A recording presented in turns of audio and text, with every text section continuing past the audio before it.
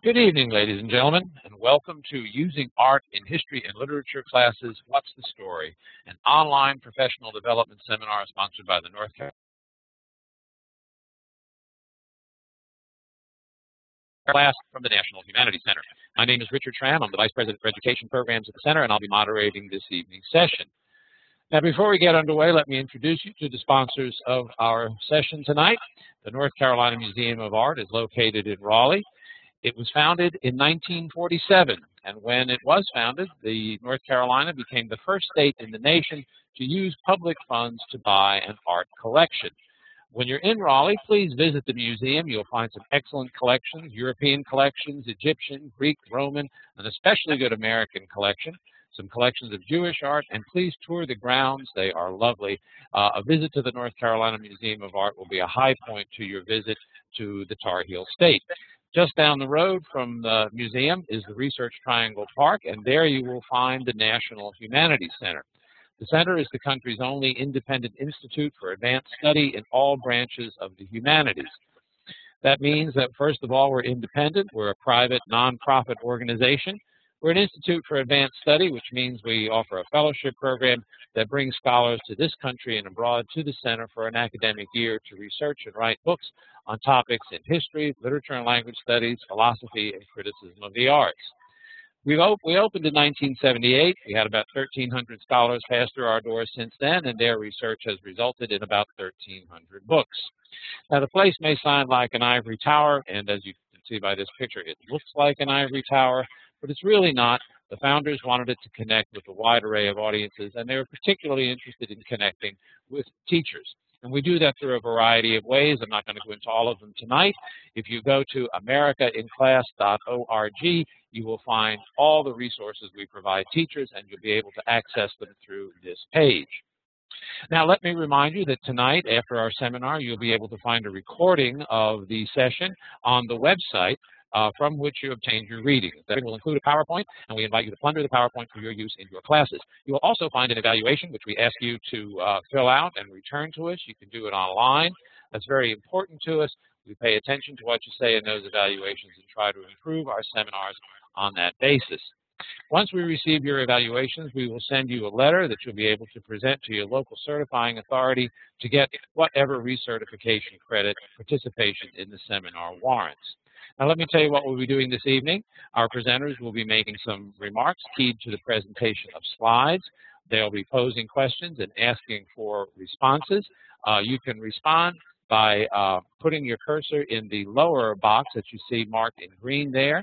Type your message, hit send, and your message will appear in the larger chat box above that. Now, let's get underway. We have 4 goals this evening.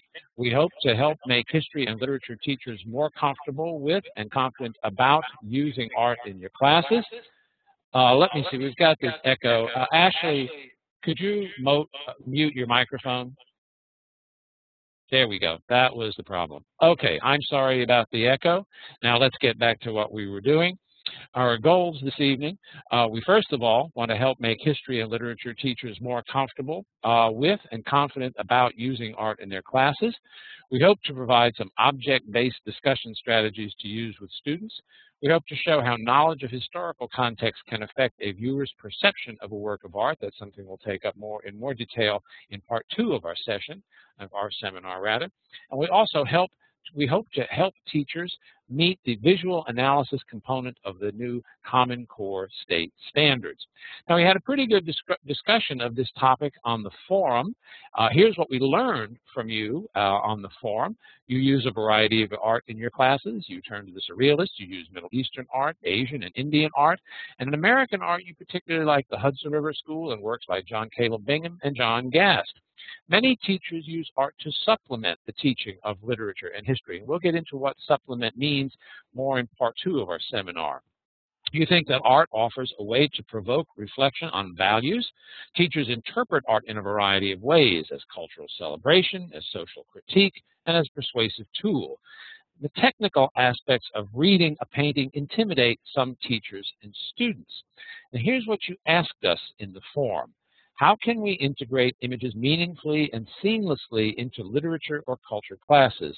In other words, what do we mean when we say when we use art to supplement the teaching of literature and history? What method can we use to engage students in the study of art? How do you read a painting? And how can we teach students to do so? And how can we become more intentional and focused in our use of art in class? There are more questions. What questions can we ask to help students analyze art? In fact, all visual images with greater depth and sophistication. How can we avoid falling into the trap of allowing students to believe that representative paintings are accurate reflections of reality? How does teaching art in an art class differ from teaching it in a history or literature class? Good question here. Is art a primary or secondary source?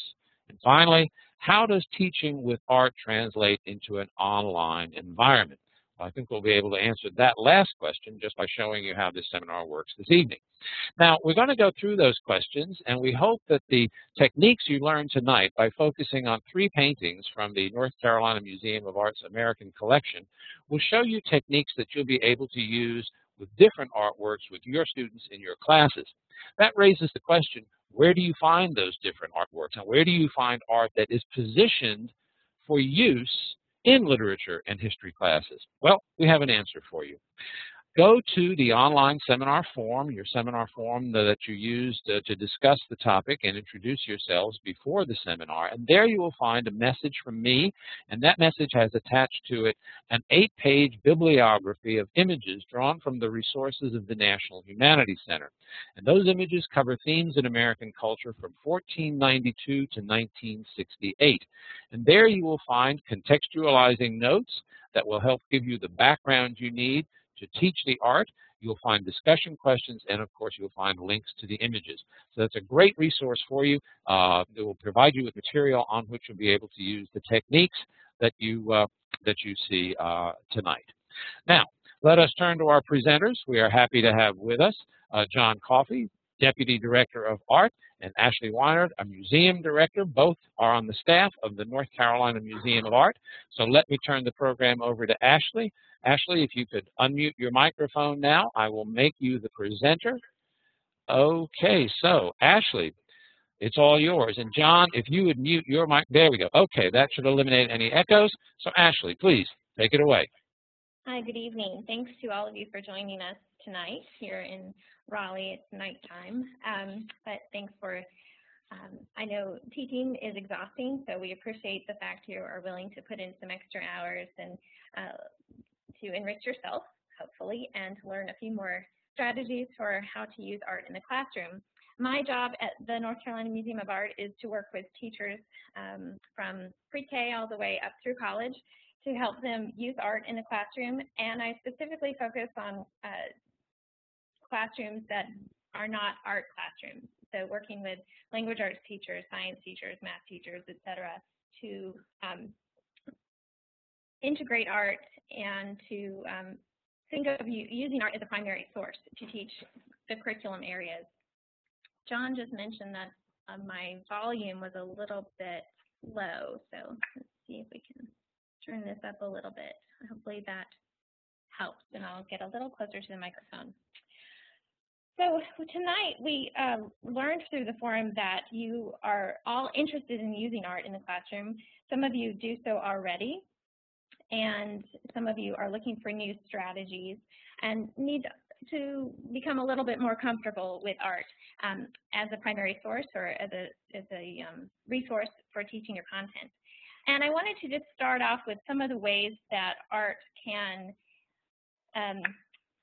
be used in the classroom. Okay, so it sounds like we need a little bit more volume. So we'll try again. These are just some of the ideas and ways that English language arts teachers and history teachers tend to use art in an integrated fashion, and I throw them out to you. We're going to pick apart some of these in more detail, but just to touch on a few. Introduce a concept, time period, or genre. Works of art are wonderful entry points into other areas of content. If you're going to be talking about a particular time period, late 19th century in your history class, a work of art can be a great jumping off point and not always as intimidating as a piece of text. We also think that art is a wonderful way to teach a skill. So if you're thinking about literary analysis, you can apply the same skills of analysis to a work of art that you might use for a piece of text, whether it's a piece of fiction or nonfiction or a primary document. And so this is a wonderful way to, again, teach a skill using a work of art. Again, it's a great opportunity to assess student understanding. If you use it as an entry point, have a discussion with about works of art as a way to understand students' prior knowledge about a time period or concept. It can be used to illustrate historical context, to kind of bring in that time period, to bring it to life. And it can also be a great way to generate some creative thinking, creative writing. So I see several people are still having problems hearing. I have set my volume level, I think, as loud as I can. Richard, do you have any recommendations? No, I think that if people could just turn the volumes up on their computers, that might do it. And so let's hope that works, and maybe you could just speak up a little louder, and we'll see what we can do. Your voice is going to be shot by the end of the evening, but it's be shot in a good cause, Ashley. Oh, great. All right. Okay, so I think the most important thing about this slide that I want to say is that we really, here at the museum, really encourage educators to use art in a way that is investigating the works of art, not just using it as an illustration. And so I think what tonight we're going to do is to think a little bit more about how we can look carefully and encourage students to look carefully at works of art, and not just use it sort of side by side as text, but really delve into the works of art as experiences that students can really kind of immerse themselves in and wrap their fingers around in order to understand a time period or understand a particular genre, and that the works of art themselves take time. It takes time to look, it takes time to analyze, it takes time to kind of become connected to that work of art. And so we will be modeling some approaches to that hopefully you'll be able to use in your classroom.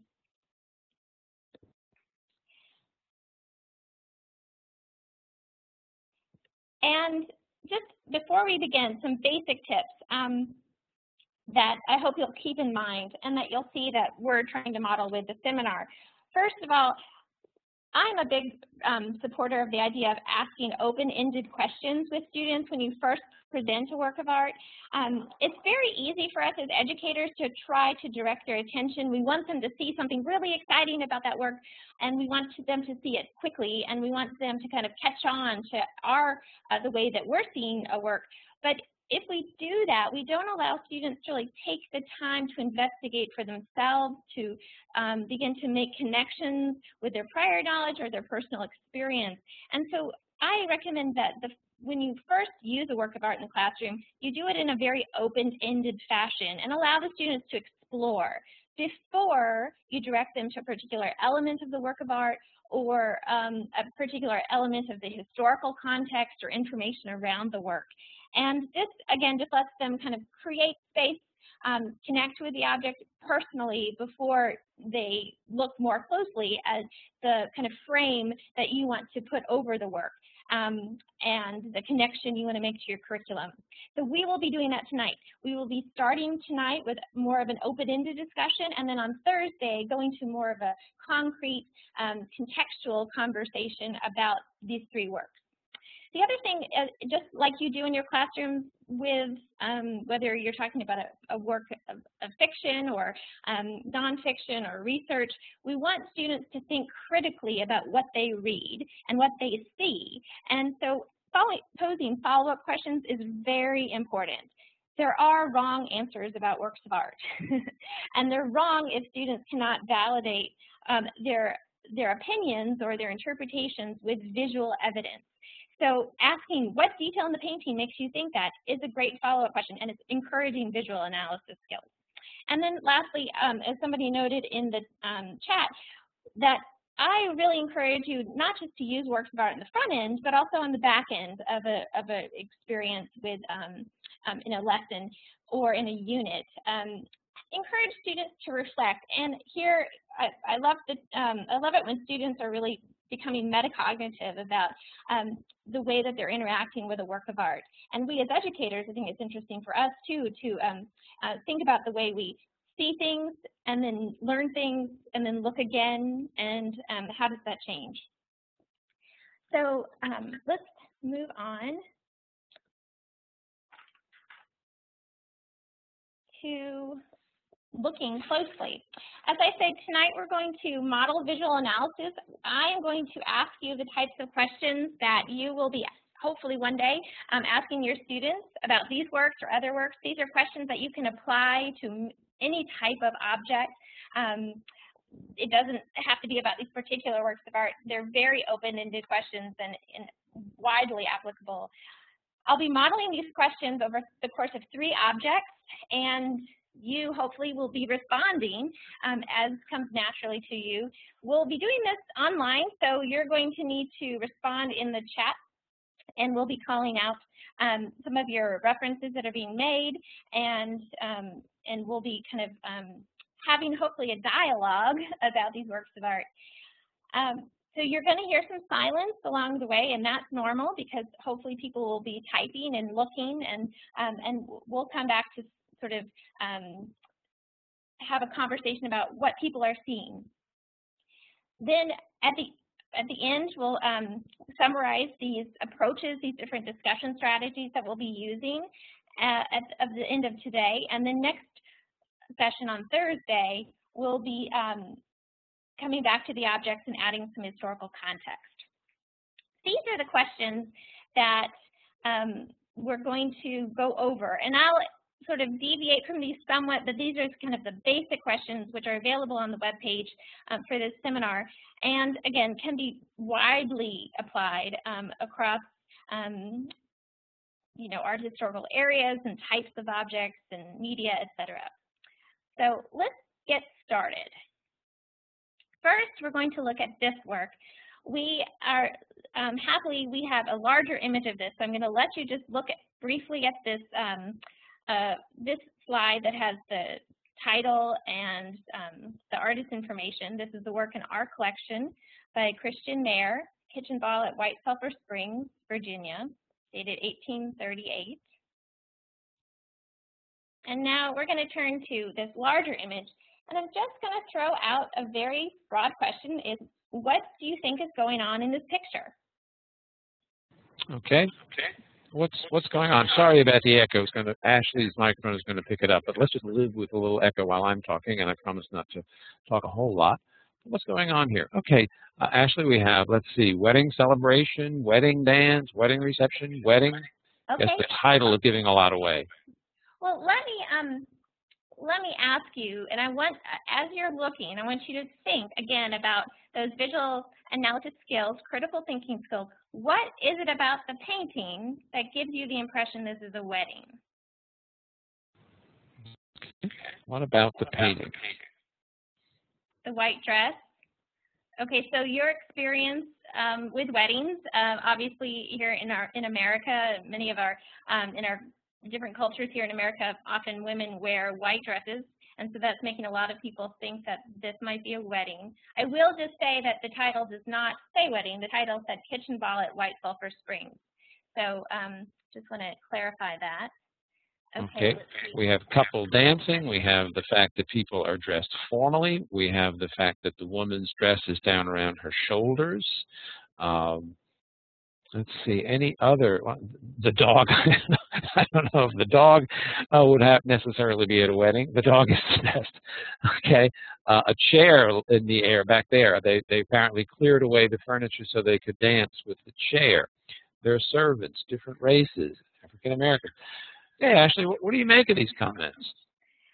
Okay, well, it's sounding like that folks feel that there's some sort of celebration going on, and it seems as if there's some folks are immediately making the association that it's a wedding. Others are just more generally, thinking of it as a social gathering. I see several references in the chat to the fact that people think that this is a higher social class, and I'd like to go a little bit deeper with that.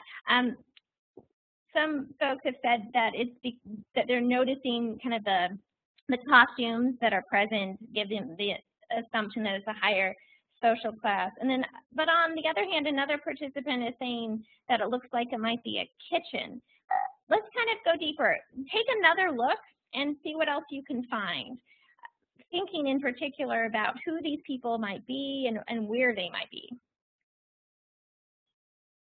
Actually, while our participants are thinking about that, let me ask, how much pressure would you put on the title? How descriptive of that? How descriptive is that for us, and how much do you trust a title? I think tomorrow, on Thursday, John's going to get into more detail about this particular title. I will just say that I do generally tell students the title of a work of art and the artist. I often do that because I'm in the galleries and they can read the label right in front of, which is usually right next to the painting, so I don't like to hide it. But, just one of the primary questions when we started this a few minutes ago was what kind of prior knowledge do we have that can inform our way of looking at this work of art? So you obviously all have some information in your head about this time period, whether it's what you're seeing or that time that was date stamp 1838 on the work of art label. So bring that into the conversation. So let me just backtrack a little bit here.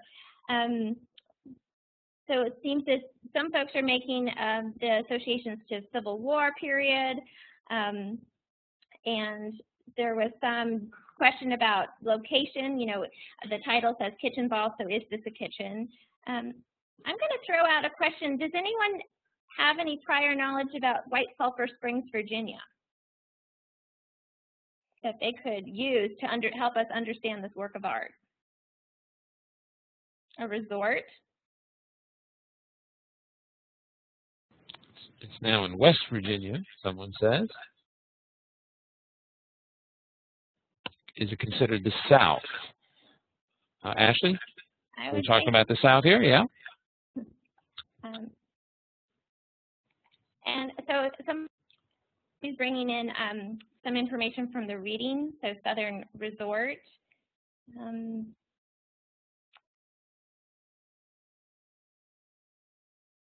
So yes, this was during definitely, 1838, before Emancipation Proclamation. So these folks are perhaps slaves, most likely in some sort of servant role. How could we tell that just by looking at the painting? Is there any evidence in the painting of that? Of the servant's role. Let's see, we have one gentleman in the back lighting a candle. Let's see. People have noted that there are a variety of, people seem to be a variety of races here, both black and white. We can come back to that, I suppose. Okay, it's not a grand hall. There are not many windows. The woman in pink suggests a maid. The woman in pink is cleaning a cup. That's a tough question, Ashley. Let's see. Baskets and chairs on the tables in the back. Yeah, again, we seem to be talking about how these people cleared away the room so that they could celebrate. So this is not an established like a ballroom or a parlor in a home that's set up for this. Okay. All right.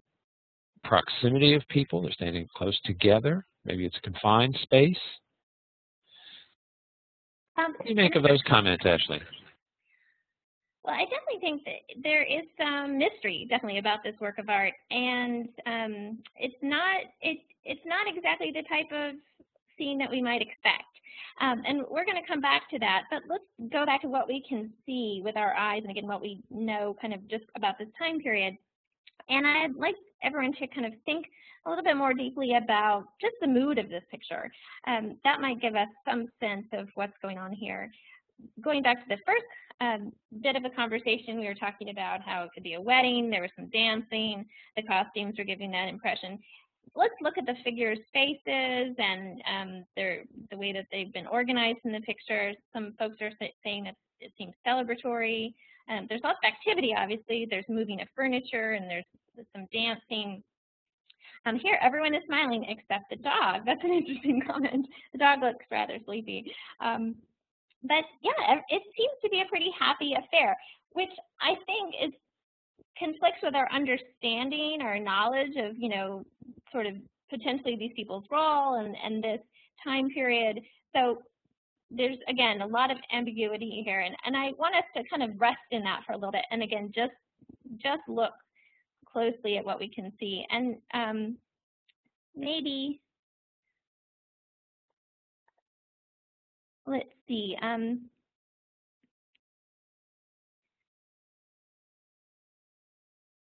Is there anything in the work of art that, other than the mood, potentially, that you're surprised by? Anything you're surprised by? Actually, one of the participants made a really interesting comment that the musicians are out among the people. They're not on any kind of, they're not separated in any kind of stage. And here we have, wasn't there an element of rebellion related to slaves celebrating events like weddings and the enslaved? The quality of the clothing is surprising. Lighter colored black people. Another person writes, I may be crazy, but I think these are African Americans, only of different shades. They're not all dancing. Some are watching. Expensive looking clothes. I think the clothes perhaps do surprise people. And maybe the range of a pigmentation that we see on the people. What about those comments, Ashley? Yeah, I think those are interesting. Now, let's try to put some of these things together. So we know that, okay, we're hearing that there's some sort of celebration. Everyone seems happy.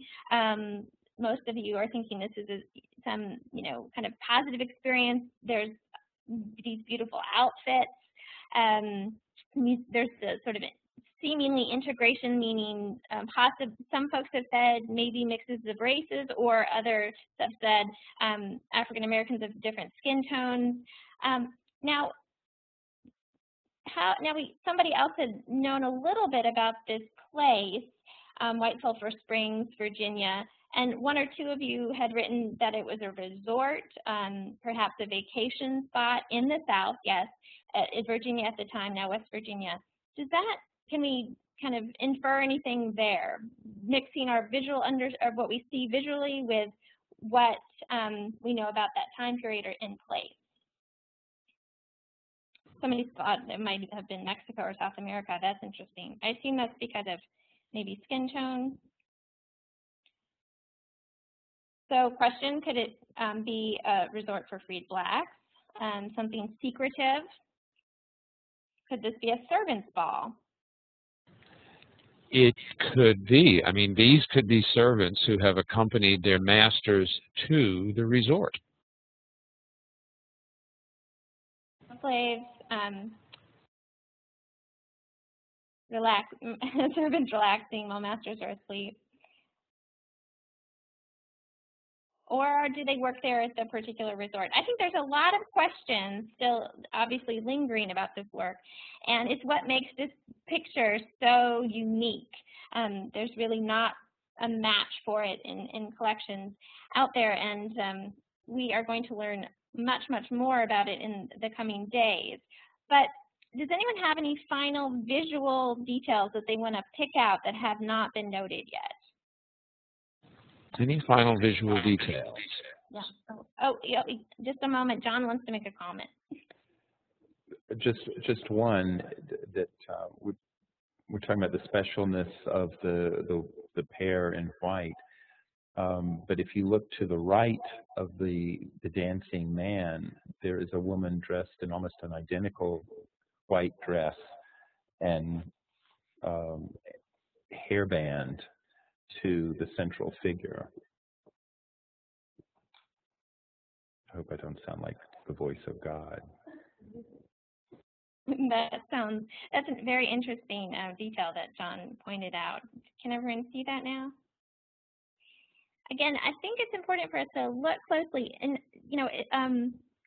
again, you're welcome to add in any points that we haven't seen here, any visual details that you feel are really important to understanding the work that we might have glossed over so far. And it's sometimes, try to pick out who is dancing. It's not just the couple dressed in white or the couple immediately to the left of them, but there's a more subtle dance being played out to the left of that couple. That the tall, lanky man is sort of tapping his foot. There's also a couple behind the man in the white suit. They're barely obscured. They're also dancing.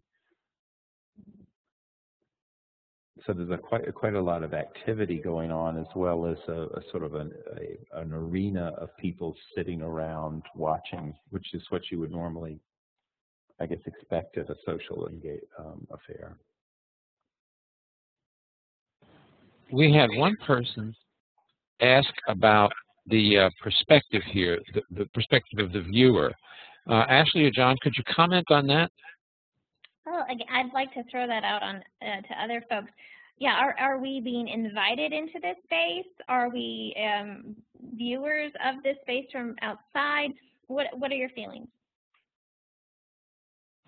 Okay, are we viewers or are we being invited in? Viewers.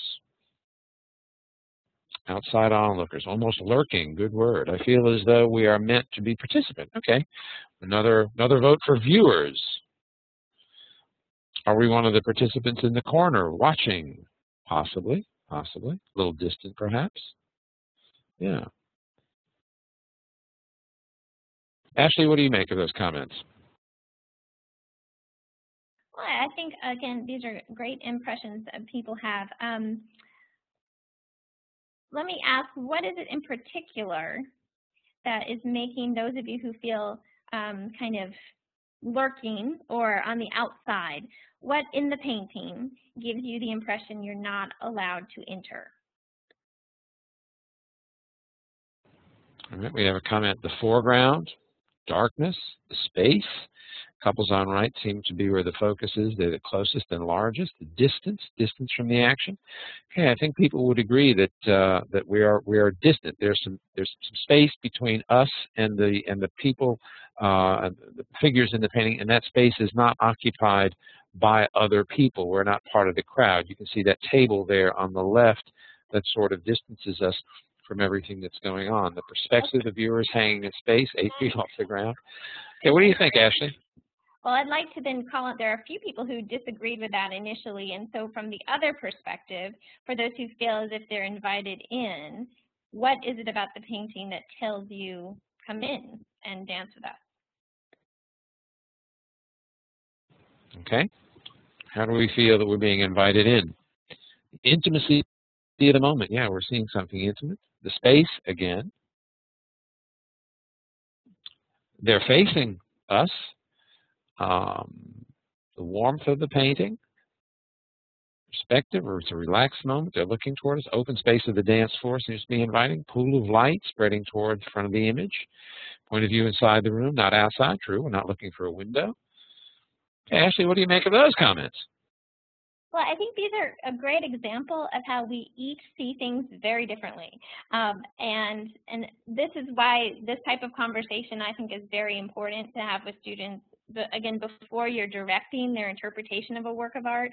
If you've been reading the chat, there's been some general understanding, agreement about this work. The agreement is that there's a celebration, that there's majority of the participants are African American. There's disagreement about whether it's mixed white and black or a variety of skin tones of African Americans. There is generally a feeling that this is a happy event, and there's a relaxed feeling that it's a relaxed event. There's disagreement, and again, I wouldn't say that negatively. There's just different viewpoints about whether we can join in, not join in, different viewpoints on whether it's a wedding or not, where this is and how it affects who these people are. Some, different opinions about that. Some folks think that these might be freed slaves. Others think they're slaves of, resort goers. They may be working at the resort. And I think these questions are all valid, and different approaches to the works of art are valid. You're bringing your prior experience to looking at this and your personal way of viewing. And I think this conversation is rich. So what I would recommend, and what we will do today, which might leave you a little bit on edge, is we're not going to answer these questions. We're not going to figure out the story of this picture, because what we've come up with today is still a very good understanding of what we see. And so with students, I would, if you had noticed the types of questions I asked, what's going on in this picture, what makes you think that, what more can we find? And I summarized along the way. We added in some additional questions based on some questions you asked. I didn't keep information from you necessarily, but I don't think we have to, answer everything the first go around, because pictures take a lot of time to look and understand and to get our feet into. So we're going to actually, I think, move on, Richard. Ashley, before we do, that's a good idea. But before we do, I think there's really a good comment here from Noreen Dempsey when we're talking about whether or not we are being invited in or sort of kept out. A close community or a group which can be inviting if you want to belong, uninviting if you do not want to belong. That strikes me as something that as a teacher could really jump on in a classroom and develop. And then we have another question, a question about a fact or an image in the painting. What is on the floor next to the lying dog? Looks like a person dressed, but bushy hair like a dog. So what is that? I think it's a person, but Ashley, you know the painting better than I do. Lying next to the dog, or on the floor to the right, precisely what is that? Dawn.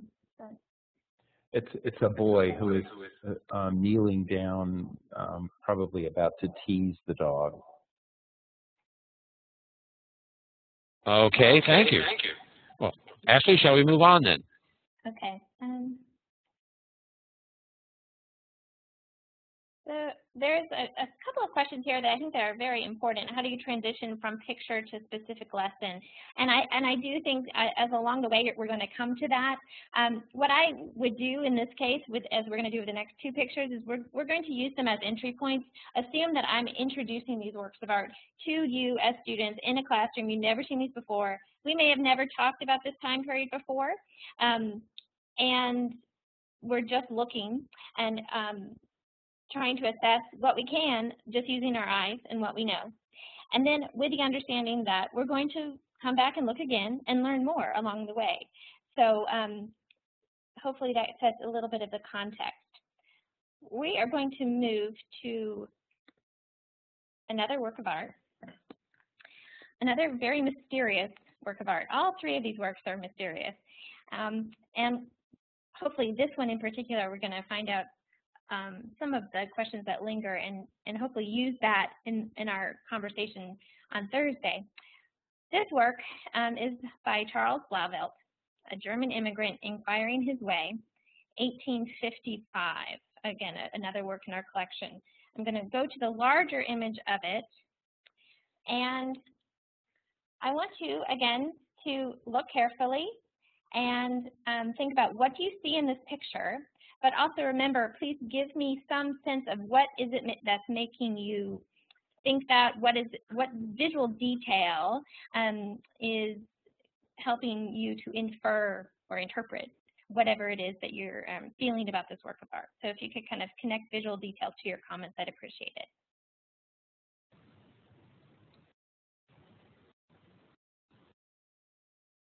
Okay, what do we see here? Here we go. Is he a surveyor? What's in his hand? I take it that his left hand there.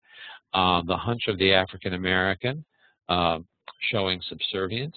There's a man at the door looking surprised that the man is white, bearded man asking a black man a question.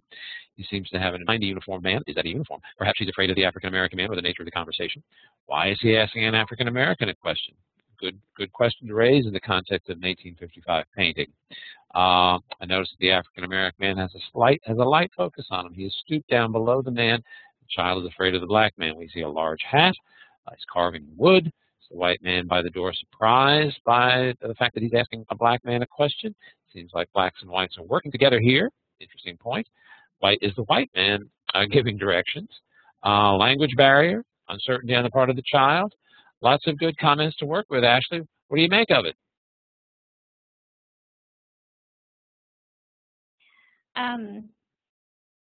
So there's lots of good questions that come along the way, mostly about the differences between these two figures.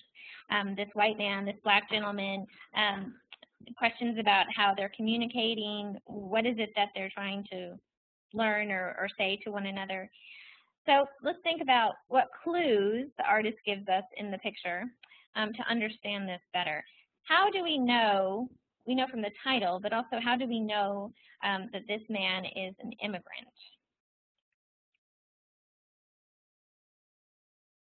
Okay, how do we know he's an immigrant?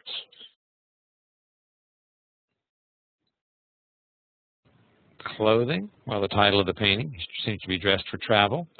His dress, but even more the dress of the child. Good point, his child's clothing. He's wearing German clothes, carrying a pipe. Dress of the child, the scarf on the little girl, the headscarf as well. Clogs on the little girl. Clothing, they're carrying bags. Different clothing. Okay, actually, clothing seems to be the biggest indicator here. What do you make of that? Oh, obviously, the clothing looks different to us from today, but also probably from the time period. And the girl definitely looks, as people are suggesting, as if she is from Europe, or kind of it looks. Somebody mentioned kind of like a waif, I believe, or a little with her kerchief on. And if you didn't know, if it weren't clothing, somebody else mentioned that the fact he's talking to a black man. And I think these two things together, the artist is using, to help communicate the fact that this is not a man from America at this time period, because that man would not have been potentially asking for something from this black man. How is it that we know he's asking? That's another assumption that people have been making. How do we know? We see he's speaking, but I see some folks have been commenting that he is asking a question or inquiring. The title says that, but how would we visually understand that? The gesture. He's pointing to something.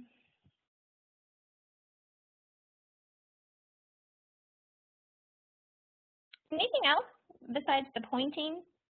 Okay, he's interrupted a man at his work.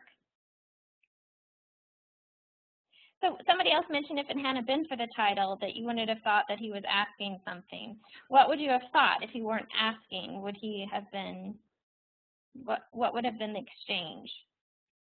Telling?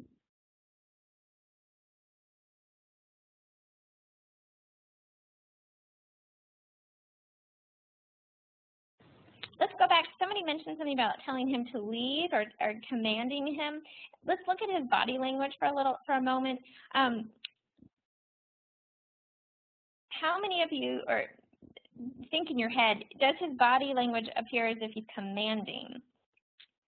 No, some people are saying that he is open-handed. He has a child with him, so I think so. The arm is relaxed. He seems kind. I do personally agree that just looking at his face and his open hand, to me, he doesn't seem to be telling this man what to do, but actually kind of opening himself up to receive something or other from the black man, and with perhaps sort of an innocence to his face in that exchange. And I say that just because I understand this time period and know that there's sort of a naive appearance to his face given that context. Now let's think about the other gentleman, the black man. What does he tell you? What is the artist? What clues is he giving us about that person or about how he's receiving this type of exchange?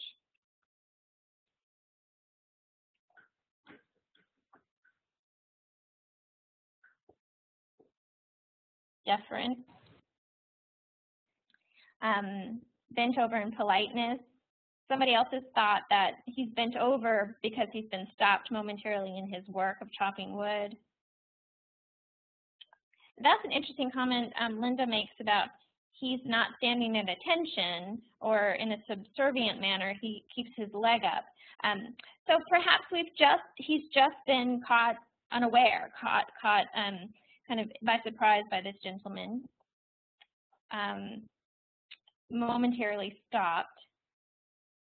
Or perhaps he doesn't, somebody else could interpret that he's not sort of jumping to attention as he might with another gentleman. And yeah, I think that's an interesting idea that they all kind of look as though they were stopped in motion. And one key question is, why is it that the artist has chosen this place to stop?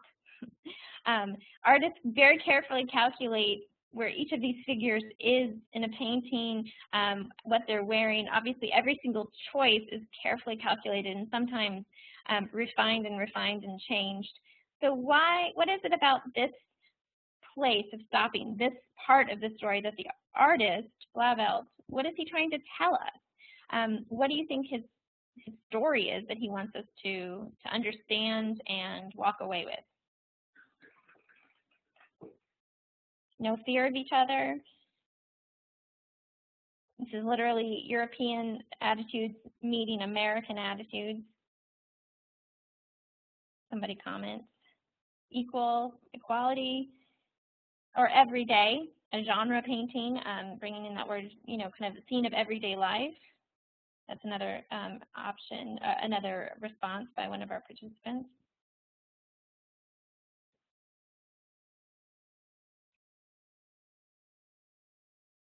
Yeah, that man in the background is very interesting. Let's look carefully at him. Maybe, Richard, can you circle his face? Who's seeming a little surprised. There are a couple, in fact, of additional figures in the painting. What about his face looks surprised, and do we all think that's exactly his response?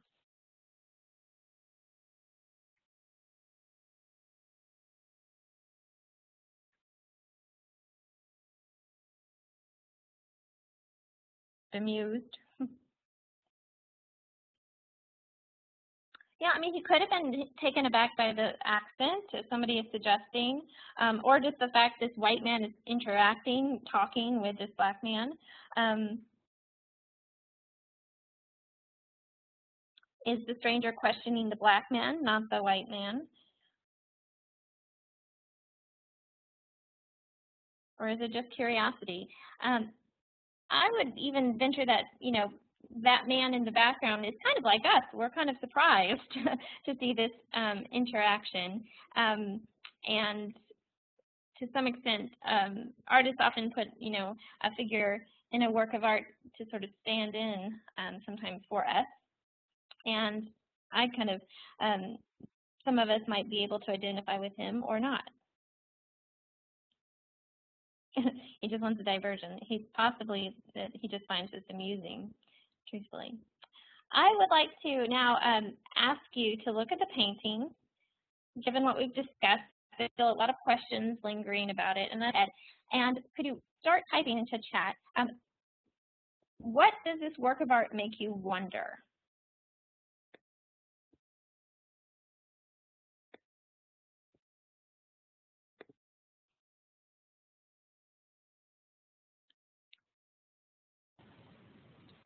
That can be very open. It doesn't have to be exactly about the work of art. It can even go beyond. But what does this work of art make you wonder?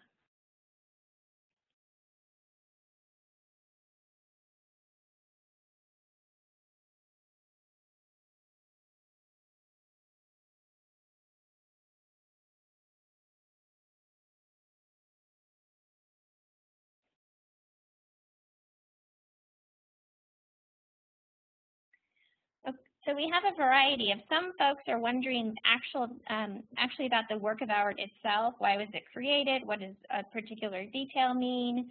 And other folks are wondering more broadly about, equality issues, what were relations like between blacks and whites at this time and place, how people at the time accepted this work of art. Good question. We're going to come back to that on Thursday. I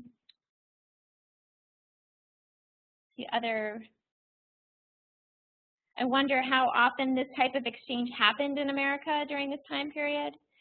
Who was the black man? Is he a slave or an itinerant worker?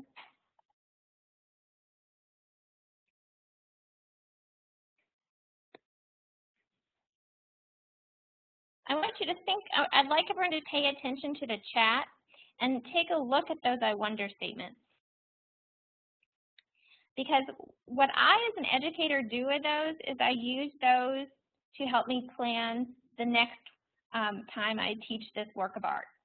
So those I wonder statements are often really pithy, great questions that students will provide to you if you ask this question, what do you see, what does this work of art make you wonder? And you can use those questions, you can use them as essential questions, you can use those questions to help you plan next lessons. It's using a work of art at the beginning of a unit on a particular time period allows you to sort of, as I said earlier, assess the student's understanding of that time period. And their I wonder statements don't always have to be about the work of art. The works of art kind of become springboards for larger questions they have about a time period. These are pithy questions that students are asking. And what's better than student-driven curriculum? So take these questions, if you use this strategy in your classroom, and use some of the students' own questions as a way of directing the next few lessons that you use with them on this time period or work of art. And these types of questions are also going to help us, me and John, as we're planning for Thursday. You can see there's a lot of good conversation going on now. Ashley, somebody raised the point that really changes my perception of the painting. What if the black man isn't a slave at all? Mm-hmm. And what if this were in a northern setting and he was as much of a servant or a worker as the two, the woman behind him and the man to the right? Here's a related question. If you could look at the picture and determine the division of labor between the two men, the black man and the man in the back, you're given all kinds of clues as to what they were doing immediately before this German family intruded upon them.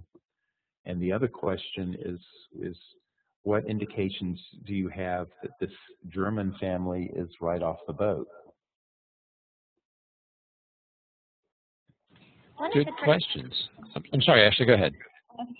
I was just going to say there's lots of, John, can you move your, sorry for the echo. These questions, with the variety, the questions demonstrate a variety of types. And one of the important follow-ups for students, I think, is always to consider, how might we find the answers to these questions? Where might we find the answers to some of these questions? Some of it is in the visual details of the picture. We can go back to it.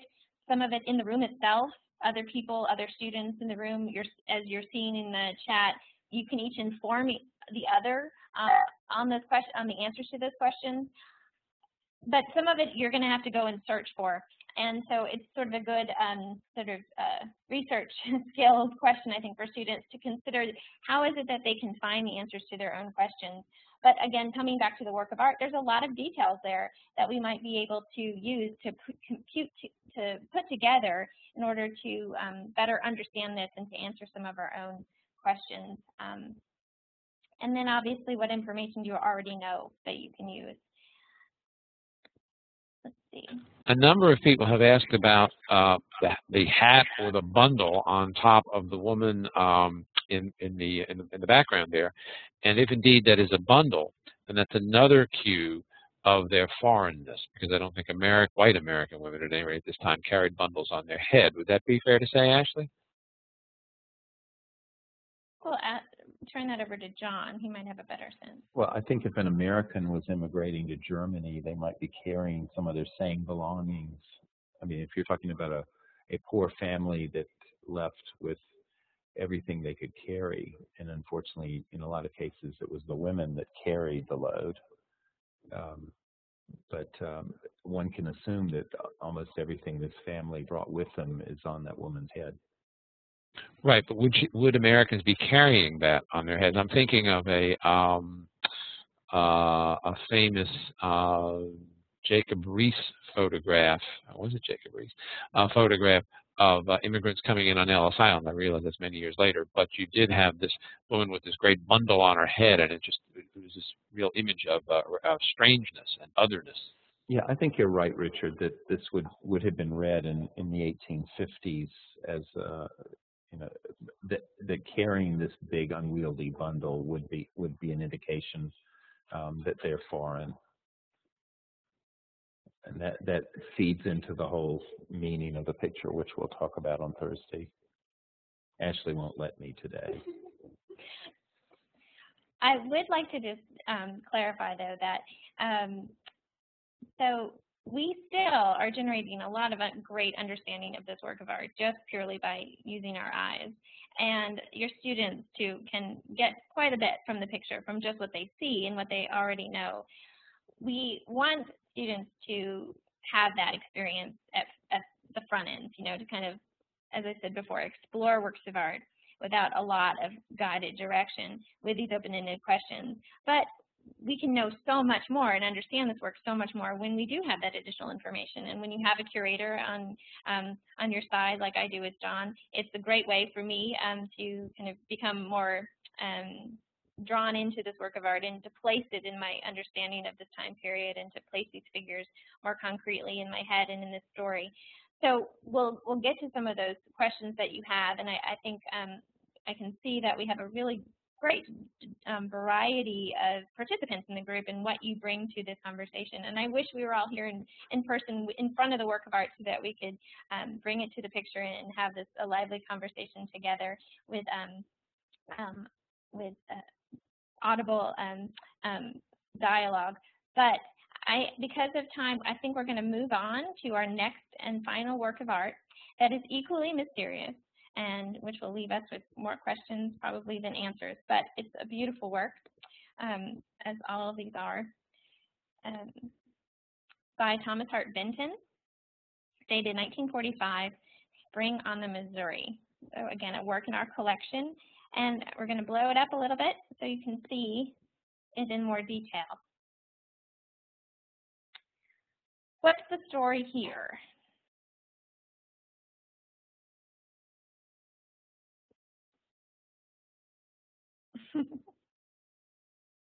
You guys are funny. A flood, a flood, a flood, a flood.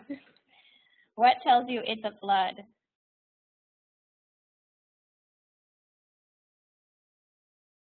Even the ground looks wavy. Yes, isn't that beautiful? River, mud. People are escaping. The house is in water.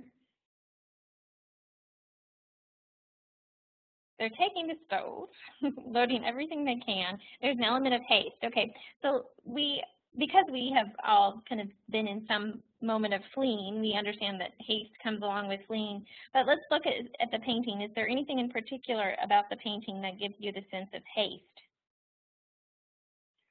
Chaotic?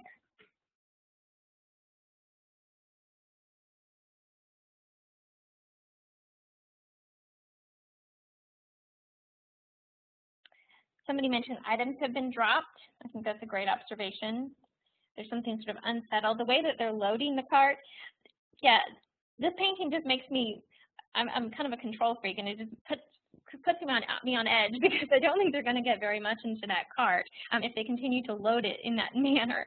But the artist is intentionally organizing the cart like that in order to give us the impression that, to give us sort of that sense of tension and to also attract our attention to the things that are being loaded in the cart. So we have some sort of stove, a mattress, a blanket of some kind into this tiny, tiny little wooden structure, all kind of put in there helter-skelter. It doesn't look like they're going to go very far. I think that's another interesting point about the painting. Let's think of the question, where are they going?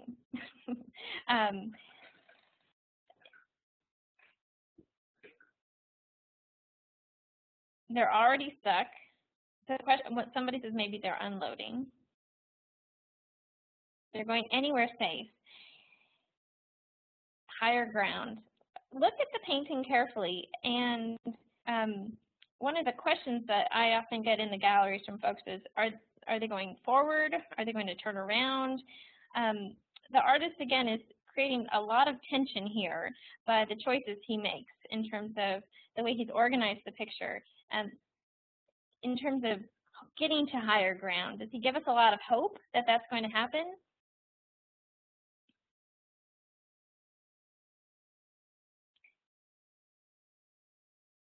Some folks said something earlier about looking like the wheels were stuck in the mud. Are the horses ready? Is there another cart in front? It seems like that other cart in front is blocking. There's water blocking that cart. There is lightning and dark sky ahead. Not much provides a sense of hope here. Yeah, I definitely agree with the comments of feeling trapped. So in addition to the fact that there's water right in front of that cart, how else does the artist give us the sense of feeling trapped?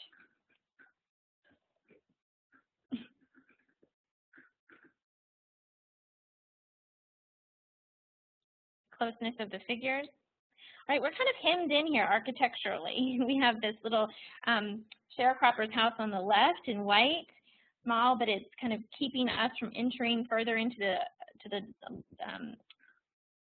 landscape. And then we have this other structure on the right, which appears to me as a barn because of the color. That's why I'm making that assumption. And that kind of constrains us and kind of traps us, just like it's being, like these figures are being trapped. And then we have this water on the other side of the cart that also doesn't give us a sense of where we can go. But I'm going to say, on the other hand, one thing that I see with this work of art is all these very intense diagonal lines. Diagonals often give you a sense of activity. A flat line kind of is stable and secure. A diagonal line, on the other hand, kind of gives you a sense of a little tension and action.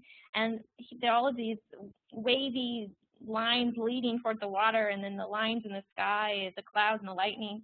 Again, creates a sense of activity and movement, but yet we can't go anywhere. So for me, it's a very tense moment. Somebody says there is a sense of hope. I'd like to throw that out to you because I often get this type of disagreement when I talk to people in the galleries about this work of art. Some people think that this is a hopeful painting, and are there any of you out there who feel that way, and what is it that gives you a sense of hope?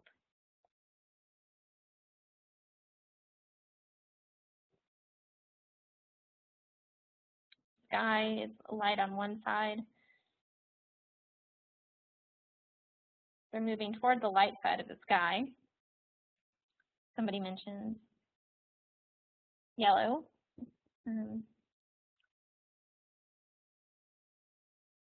They're working as hard as they can. Yeah, talk about good American work ethic here. These poor guys are working as hard as they can to fill that cart. Let's think about the characters. These figures, there's just two figures that we can see. And what do we know of them? What is the artist sharing about them here? Other than the fact that they are loading the cart. What other information in the painting do we have about them? How do we know they're working men? How do we know they're not wealthy? Dress, clothes.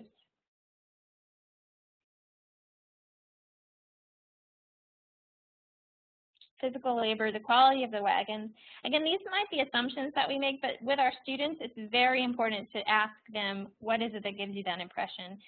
And I say that, I kind of hammer that over your head because we often don't encourage students to think critically about what they see. We often encourage them to think critically about what they read, but we forget to make that second step with visual information. And if we can produce a generation of visually literate children and teenagers and young adults they'll be much better out there in the real world, being able to think critically about all the different kinds of visual information that they're bombarded with. So again, that's why I keep hammering you over the head to give me some of that visual evidence. The mules look thin. There's lots of information that the artist gives us, that Benton gives us about these folks, and whether it's from the setting of the sharecropper's house and the fact that these folks are in in this flood zone, to the fact of what they're wearing. All of this helps us as viewers to understand that these are farmers, sharecroppers who don't have a lot. Somebody wants us to focus on the theme or message behind the painting, so that you can turn it into a visual rhetoric. I think we could throw out the question of, what does this tell you about America at this time period?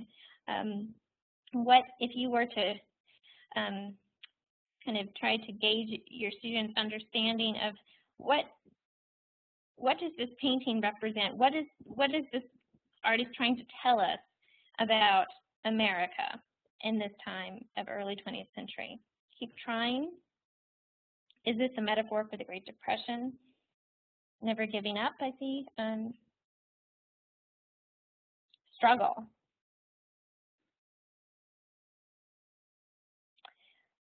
So there's some references here to the fact that we will survive, struggle, but the hard work is worth it. I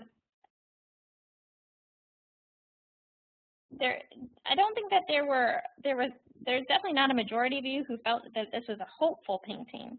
So I could definitely understand why some of you see it as a painting about struggle.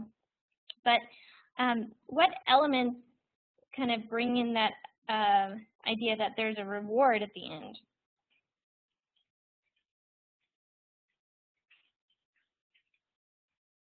The light.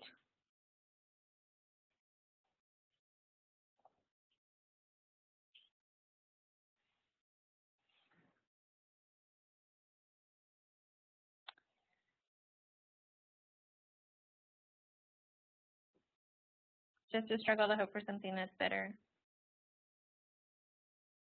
Well, so this work, I think, also helps us to think about what we do in times of crisis, how we as Americans respond in times of crisis. There are many, many contemporary events that connect, even today, with this work of art here in North Carolina or across the country. Every time that there's a flood, people have a whole new understanding of this work of art, whether it's from their personal experience or what they have read about in the newspaper. And there's kind of a communal understanding and sense of what might come next and what's out there to help support these folks and to challenge these folks in their next steps, whether it's from Katrina or the last year in the Midwest. There were some horrible floods just exactly in this area along the Missouri that are a really nice parallel to this particular work of art. Many of you have been talking about different literary connections that you can make. I saw some folks talk about Steinbeck earlier, and there's just general themes that run through this painting and connect it to literature. And I welcome you to throw out other ideas with regard to literary connections. And John? I mean, one thing to note, just in analyzing the picture, is that the painting is divided almost evenly between dark and light. And if you look where the darkest parts of the picture are, they're exactly opposite where the lightest parts of the picture are. And then you look where the people are, they're in the middle. And the diagonal that Ashley was talking about is dynamic because it does indicate kind of like a journey, a movement from one to the other. And I think that very much is part of the message or the meaning that the artist is giving to this scene.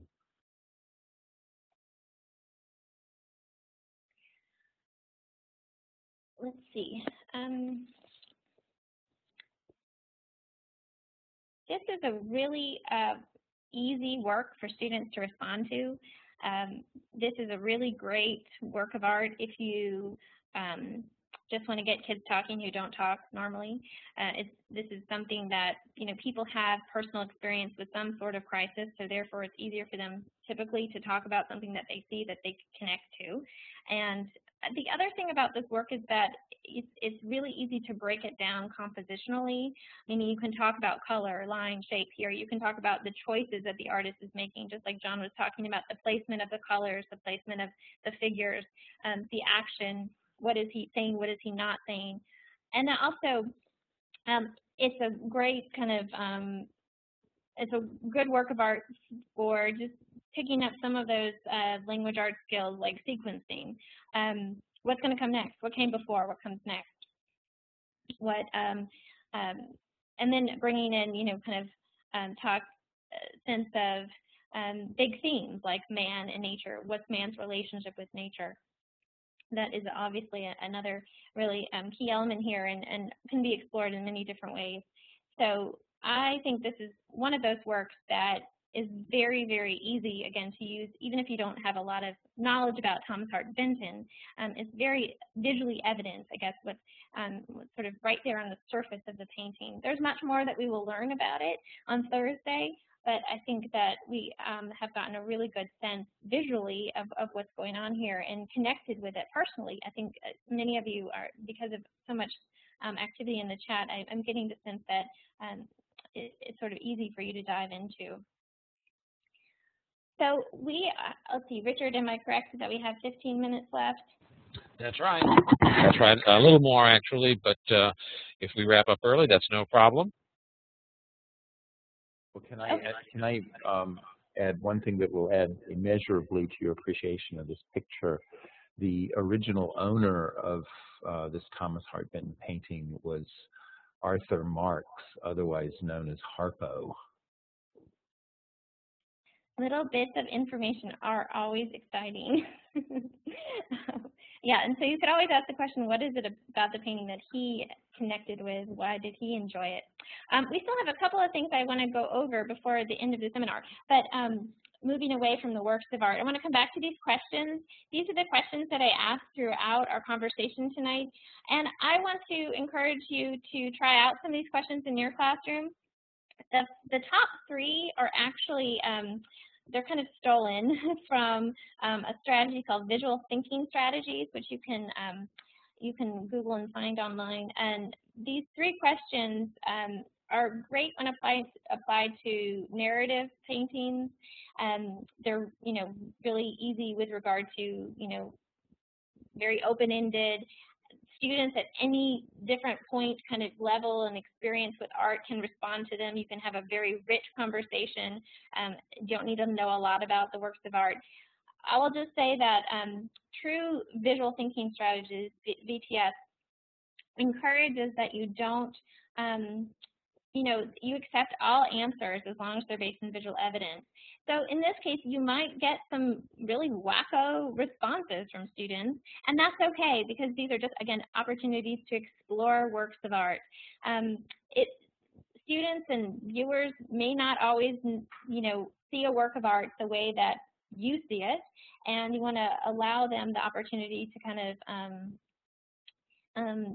make those personal interpretations and connections, again, as long as it's based in visual evidence.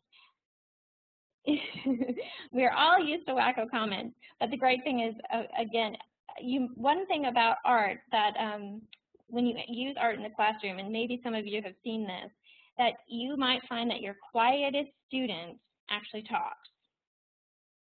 And why, we could go into, theory about why that is, but try it out and see. And often we find that using art in the classroom allows the students who don't typically demonstrate knowledge in traditional ways, demonstrate well, like in text and writing, et cetera, or, kind of typical test-taking approaches to assessments. They do demonstrate knowledge well when it comes to either talking about works of art, using works of art as assessments in terms of this type of dialogue, or using art making in the classroom as a form of assessment.